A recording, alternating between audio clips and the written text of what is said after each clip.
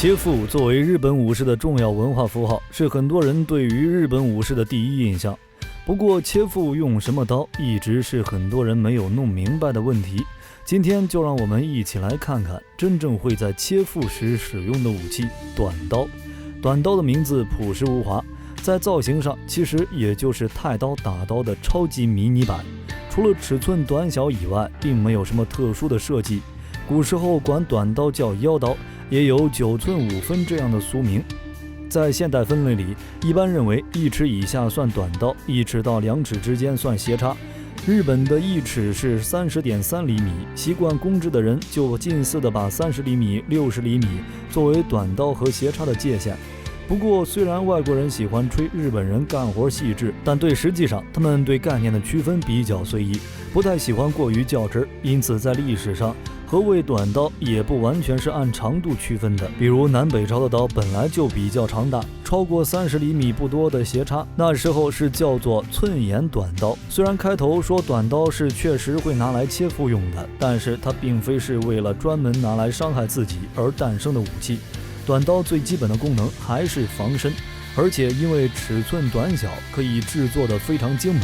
所以很快就成为了兼具实用性和装饰性的刀具。这倒不难理解，虽然都说武士刀不离身，但是有很多场合带着长刀还是不太方便。比如大部分休闲放松的场合，出去跟人下个馆子还全副武装的，不说自己觉不觉得怪，还会搞得同行者或者客人非常紧张，是很失礼的做法。而且真正找到乐子的时候，刀剑反而会显得碍事了。这种时候，不足1尺的短刀作为最后一道防线的作用就体现了出来。在没有刀和斜插的情况下，也能尽可能的起到护身作用。再怎么说，也比跟人赤手空拳肉搏要强不少。因为这层属性，让短刀虽然可以做到极致华丽精致，却也一直没有沦为单纯的玩物，而是保持着作为武器的性能活跃在战场上。比如在战场上就有名叫凯通的特化型短剑，专门用来针对盔甲，有点像西方的破甲剑。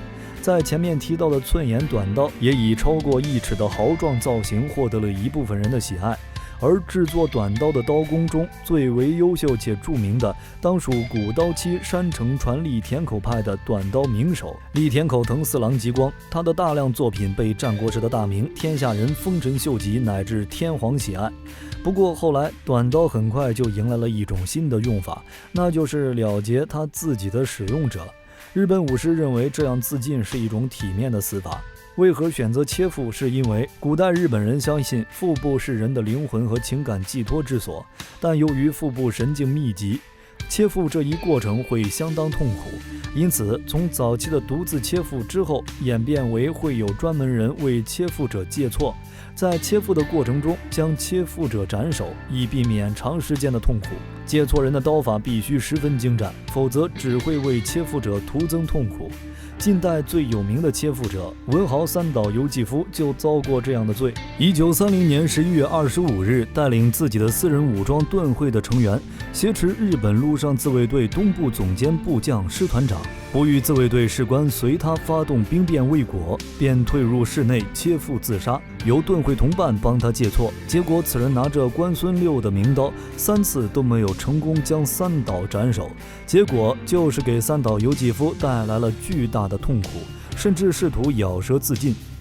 最后由另一名学过居合刀的盾会成员代劳，才结束了他的痛苦。所以切腹的刀具一般为短刀，将刀身以白布或纸包裹，仅露出刀尖部分些许，手握于白布或纸的包裹处。是否使用斜插切腹，就涉及到一个尺寸的问题。倘若是用小斜插或者是寸眼短刀，这种情况是存在且合理的。但是使用刃长较长的斜插进行切腹就值得商榷了，因为对于承受极大痛苦的切腹者而言，刀应当是便于使用为宜，用中长斜插显然不太合理。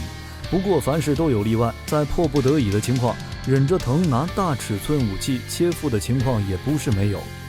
比如根据记载，杀生关白丰臣秀次被刺死时，为他殉死的3名手下就是用了秀次赐给他们的斜插切腹。